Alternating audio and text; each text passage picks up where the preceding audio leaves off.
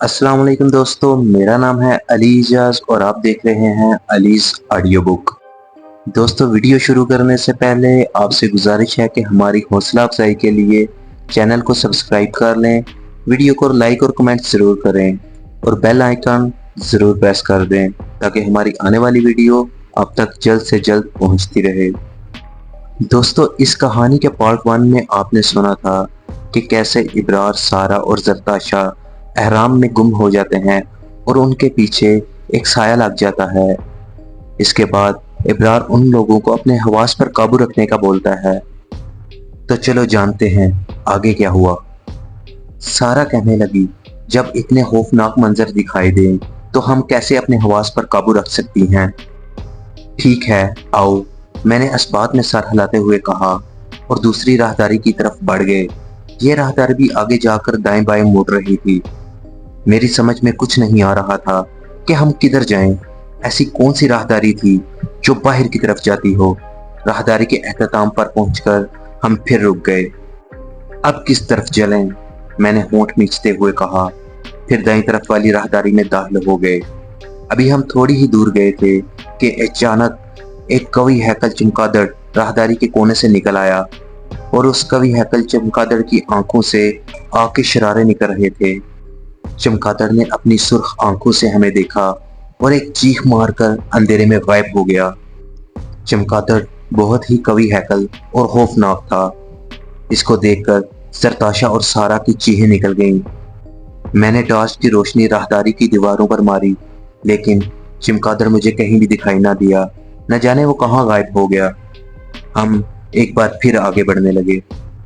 بھائی جان، پاپا کو فون کریں، وہ انکل ناتی کی مدد سے ہمیں اس حرم سے نکال لیں گے، سارہ نے کہا۔ اس کی تجویز معقول تھی، چنانچہ میں نے اپنی جیکٹ کی جیب سے اپنا سیل فون نکالا اور پاپا کو کال کرنے لگا، لیکن بدقسمتی سے وہاں سگنل نہیں آ رہے تھے، اس لیے کال نہیں ہو سکی۔ میں نے سیل فون آف کر کے جیکٹ کی جیب میں رکھ دیا۔ کیا ہوا؟ زرتاشا نے پوچھا۔ سگنل نہیں آ رہے۔ سارہ اور زرتاشا نے اپنے اپنے سیل فون سے پاپا کو کال کرنے کی کوشش کی، مگر ان کے سیل فون پر بھی سگنل نہیں آ رہے تھے۔ مجھے لگتا ہے کہ ہم یہاں دوسرے مسافروں کی طرح بھوک پیاس سے ایڑیاں رگڑ رگڑ کر مر جائیں گے۔ اللہ نہ کرے، سارہ نے فوراً کہا۔ بھائی، آپ کیسی باتیں کر رہے ہیں؟ تو کیا ہوا؟ میرے لہجے میں مایوسی تھی۔ مایوسی کی باتیں نہیں کرنی چاہیے، زرتاشا نے کہا۔ اللہ ہماری مدد کرے گا اور ہم اس حرم سے باہر نکلنے میں کامیاب ہو جائیں گے۔ ابھی ہم تھوڑے ہی آگے چلے تھے کہ ہمیں قلین لٹکے ہوئے نظر آئے۔ نہ جانے یہ قلین کپڑے یا کس چیز کے بنے ہوئے تھے جو عرصہ دراز گزرنے کے باوجود اپنی جگہ پر قائم اور صحیح حالت میں تھے۔ میں نے غور سے دیکھتے ہوئے قلین کا پردہ ایک طرف کیا تو یہ دیکھ کر میری آنکھیں حیرت کی شدت سے پھٹنے لگیں کہ دوسری طرف ایک خوبصورت کمرہ تھا جہاں بہت سے قالین، کرسیاں اور ایک بڑی میز تھی جو کہ بہت ہی خوبصورت تھی۔ زرتاشا اور سارہ بھی کمرہ دیکھ کر حیران ہو رہی تھیں۔ شاید یہ کمرہ ملکہ نفریتی کا تھا، میں نے کہا، لیکن میری بات کا کسی نے جواب نہ دیا۔ میں ان کی حالت سمجھ سکتا تھا۔ میں خود بھی اندر سے گھبرایا ہوا تھا، لیکن ظاہر نہیں ہونے دے رہا تھا۔ میں جانتا تھا کہ اگر میں نے ہمت ہار دی تو زرتاشا اور سارہ بھی ہمت ہارنے لگیں گے۔ میں نے پردہ گرایا اور ہم آگے بڑھنے لگے۔ راہداری کے اختتام پر پہنچ کر ٹھٹک گئے کیونکہ راہداری کے اختتام پر ایک دروازہ تھا جو کہ بند تھا اور دروازے سے کچھ فاصلے پر فرش پر جگہ جگہ لوہے کی کیلیں تھیں جن کی وجہ سے آگے جانے کا راستہ بند تھا۔ ہم واپس مڑے اور تیز تیز مگر پھونک پھونک کر قدم اٹھاتے ہوئے آگے بڑھنے لگے، مختلف راہداریوں میں گھومتے پھرتے، لیکن ہمیں کوئی راستہ نہ ملا۔ جس نے بھی یہ حرم بنایا تھا انتہائی بیوقوف انسان تھا۔ زرتاشا کی جلی گٹی آواز سنائی دی۔ کیسے؟ میں نے پوچھا۔ اسے اتنی بھول بھلائیاں بنانے کی کیا ضرورت تھی کہ انسان اندر آ کر واپس جا ہی نہ سکے؟ اس دور میں ان لوگوں کو سارے راستے معلوم ہوا کرتے تھے۔ کاش ہم یہاں نہ آتے، سارہ نے کہا۔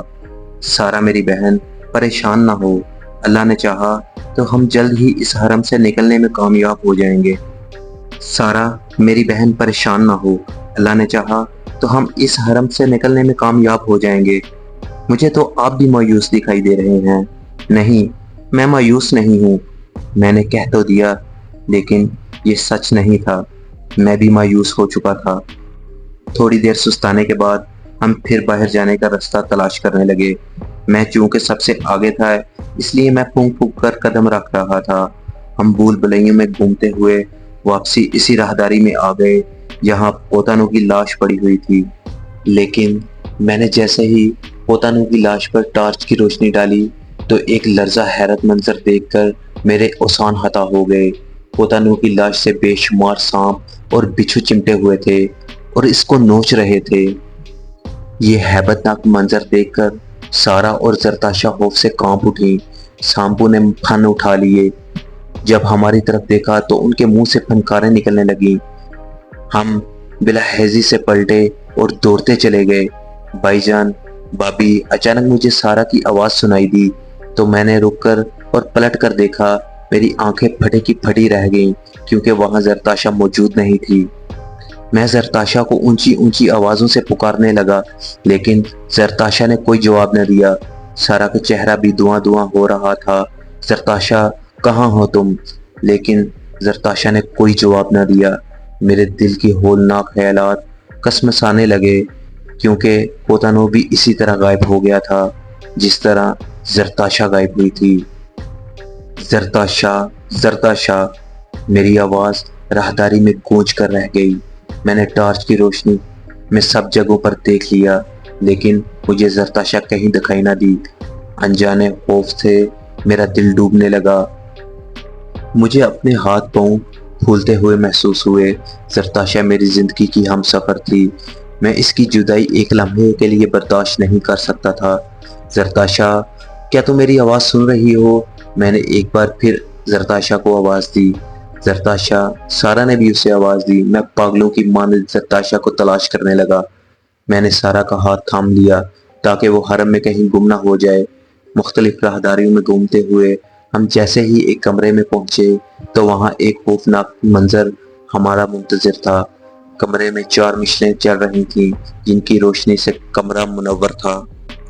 کمرے کے ایک کونے میں زرتاشا کی گردن کٹی لاش پڑی ملی اور اس کی گردن سے نکلنے والا خون فرش پر پھیلا ہوا تھا۔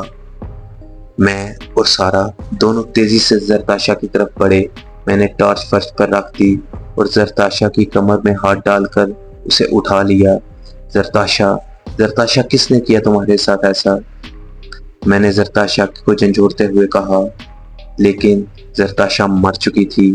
بھلا وہ مجھے کیا جواب دیتی؟ سارا کی حالت بھی ٹھیک نہ تھی۔ وہ خوف سے یوں لرز رہی تھی جیسے اسے بخار چڑھ گیا ہو۔ پھر میں نے زرتاشا کی لاش فرش پر لٹا دی۔ میرا اپنا حال بھی سارا سے مختلف نہ تھا۔ میری زندگی کی ساتھی، میری ہم سفر مجھ سے جدا ہو گئی تھی۔ میری آنکھوں سے آنسو نکل آئے۔ میں اب اس وقت کو کوس رہا تھا جب میں اس حرام کو دیکھنے کے لیے شوق سے یہاں آیا تھا۔ کاش ہم نہ آتے، لیکن یہ کاش صرف کاش ہی رہ گیا۔ اچانک مجھے قدموں کی آہٹ سنائی دی تو میں نے بے ساختہ چونک کر مڑ کر دیکھا تو کمرے کے دروازے پہ ایک سیاہ پوش کھڑا تھا۔ اسے دیکھ کر ہم اٹھ کھڑے ہوئے۔ سیاہ پوش نے سیاہ رنگ کا کپڑا اپنے سر پر باندھ رکھا ہوا تھا جس سے اس کا چہرہ ڈھک گیا تھا اور آنکھیں بھی دکھائی نہیں دے رہی تھیں۔ اس کے دائیں ہاتھ میں ایک خنجر تھا جس پر خون واضح دکھائی دے رہا تھا۔ سارا خوف سے لرزتی ہوئی میرے عقب میں چھپ گئی اور اس سے دیکھنے لگی۔ کون ہو تم؟ میں نے لرزتے ہوئے لہجے میں پوچھا۔ تم دونوں کی موت، اس نے جواب دیا۔ مجھے اپنے جسم میں ایک سرد لہر دوڑتی ہوئی محسوس ہوئی۔ کیا بکواس کر رہے ہو؟ موت بکواس نہیں کرتی۔ کیا تم نے میری بیوی کو قتل کیا؟ ہاں۔ کیوں؟ میں یہ برداشت نہیں کرتا کہ کوئی اس حرم میں آئے، اس نے مجھے کہا۔ کیوں؟ کیا یہ حرم تمہاری ملکیت ہے؟ ایسا ہی سمجھ لو۔ اب تم ہم سے کیا چاہتے ہو؟ میں نے اس سے پوچھا۔ میں تم دونوں کو مارنا چاہتا ہوں۔ دیکھو، تم ایسا نہیں کر سکتے۔ مجھے کون روک سکتا ہے؟ اس کا لہجہ آمرانہ تھا۔ اس کی باتیں سن کر میں سمجھ گیا تھا کہ پوتانوں کو بھی اسی نے مارا ہے۔ بھائی، سارا کے حلق سے گٹی گٹی آواز نکلی، ڈرو نہیں، یہ ہمارا کچھ نہیں بگاڑ سکتا۔ میں نے لہجے کو مضبوط بناتے ہوئے کہا اور اس کا ہاتھ اور زیادہ مضبوطی سے تھام لیا۔ میری نظریں سیاہ پوش پر جمی ہوئی تھیں۔ سیاہ پوش آہستہ آہستہ قدم اٹھاتا ہوا ہماری طرف آ رہا تھا۔ میں سوچ رہا تھا اگر حرم میں ہمارے ساتھ اس طرح کے حالات پیش آنے ہی تھے تو میں اپنے ساتھ کوئی ہتھیار ضرور لے کر آتا۔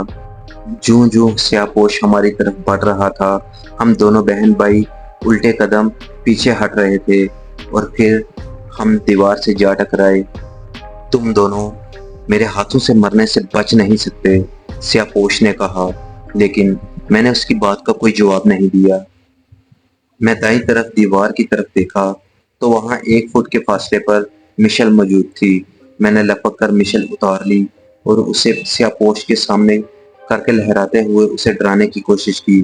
ہٹ جاؤ ہمارے راستے سے، ورنہ کیا میں تمہیں اس مشل سے جلا دوں گا۔ میری بات سن کر اس نے کہکا لگایا، کوشش کر کے دیکھ لو۔ یہ کہتے ہی سیاہ پوش نے خنجر سے مجھ پر حملہ کر دیا۔ میں چونکہ اس کی طرف سے ہوشیار تھا، اس لیے میں نے مشل گھماتے ہوئے سیاہ پوش کے خنجر والے ہاتھ پر مار دی۔ مشل سیاہ پوش کے خنجر والے ہاتھ پر تو نہ لگی، البتہ چند قدم پیچھے ضرور ہٹ گیا۔ سارا، تم دروازے کی طرف بڑھو، میں اسے دیکھتا ہوں، میں نے سارا سے مخاطب ہو کر کہا، تو سارا لرزتی ہوئی دروازے کی طرف بڑھنے لگی۔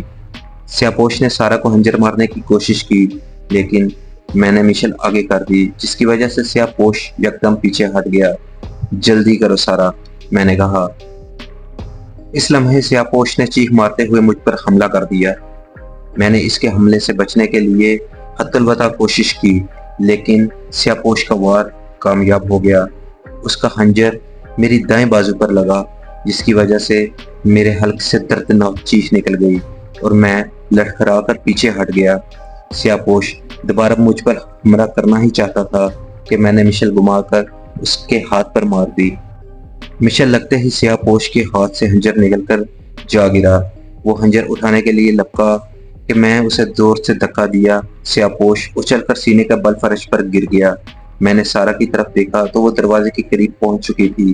اس سے پہلے کہ سیاہ پوش اٹھ کر اور خنجر اٹھا کر ہماری طرف آتا، میں نے تیزی سے آگے بڑھ کر جلتی ہوئی مشل سیاہ پوش کے لباس سے لگا دی۔ اس نے میری بیوی کو قتل کیا تھا، پھر بھلا میں اسے کیسے زندہ چھوڑ سکتا تھا؟ جیسے ہی مشل اس کے لباس کے ساتھ لگی تو اس کے لباس نے آگ پکڑ لی۔ اس کا لباس سوکھی لکڑی کی طرح جلنے لگا۔ سیاہ پوش فرش پر کروٹیں بدل بدل کر آگ بجھانے کی کوشش کرنے لگا، لیکن اس کی کوشش کامیاب نہیں ہو رہی تھی۔ اس کے حلق سے دل کو دہلا دینے والی چیخیں نکل رہی تھیں۔ نہ جانے میرے اندر کیسا پارا بھر گیا تھا کہ میں نے تیزی سے آگے بڑھ کر سیاہ پوش کا خنجر اٹھا لیا اور دوڑتے ہوئے سیاہ پوش کے پیٹ میں بھونک دیا۔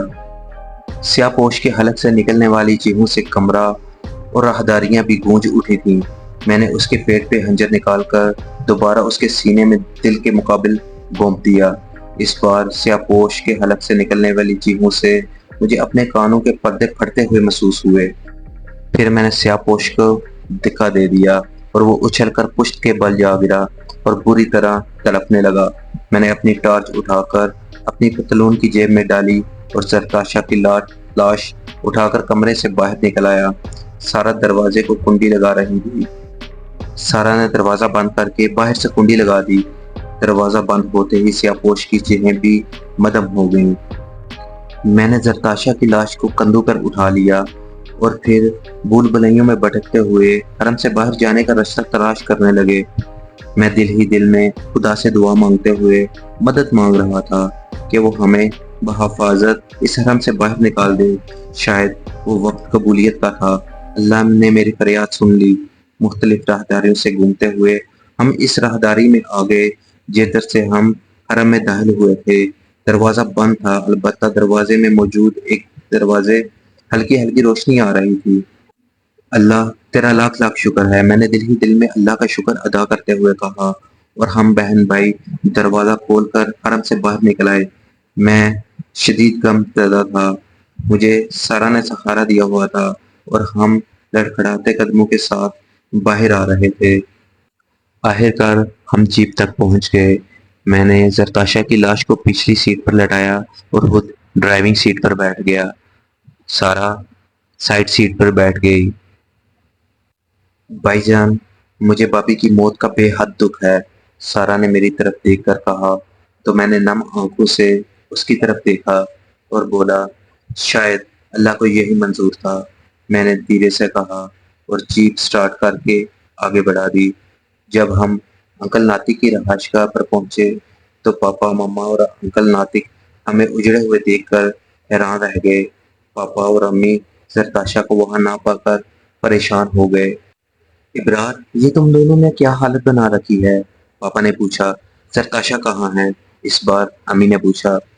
اس نے زرتاشا کو قتل کر دیا، میں نے بمشکل کہا تو وہ سب حیران رہ گئے۔ امی کی حالت خراب ہونے لگی۔ اگر سارا آگے بڑھ کر انہیں سہارا نہ دیتی تو امی فرش بوس ہو جاتی۔ یہ کیا کہہ رہے ہو؟ پاپا ہکلائے۔ کس نے زرتاشا کو قتل کیا؟ میں نے حرم میں جانے اور وہاں پیش آنے والے واقعات اور حالات بتا دیے اور امی پھوٹ پھوٹ کر رونے لگی۔ وہ زرتاشا کو ایک بہو کی نظر سے نہیں بلکہ اپنی بیٹی سمجھتی تھی، اس لیے ان سے یہ غم برداشت نہیں ہو رہا تھا۔ انکل ناطق بھی پوتانو کی موت پر افسردہ تھے، مگر اب کیا ہو سکتا تھا؟ جو ہونا تھا وہ ہو چکا۔ اگلے روز کی فلائٹ سے ہم واپس پاکستان آ گئے۔ پاپا نے انکل برہان کو بھی اطلاع کر دی تھی اور وہ بھی پہلی فرصت میں فیملی سمیت پاکستان آ گئے اور زرتاشا کی تدفین کر دی۔ آج خونی حرم میں گزرے اس واقعہ کو 5 سال ہو گئے ہیں، مگر زرتاشا کی یاد آج بھی میرے دل میں موجود ہے۔ گو کہ امی اور پاپا بار بار مجھے اصرار کرتے ہیں کہ دوسری شادی کر لو، لیکن میں انکار کر دیتا ہوں کیونکہ میں زرتاشا کی جگہ کسی اور کو نہیں دینا چاہتا۔ دوستو، اگر آپ کو یہ کہانی پسند آئی ہے تو ویڈیو کو لائک اور کمنٹ ضرور کر دیں، اور اگر آپ ایسی ہی کہانیاں سننا چاہتے ہیں تو ہمارا چینل ضرور سبسکرائب کر لیں۔ Thanks for watching this video. اللہ حافظ۔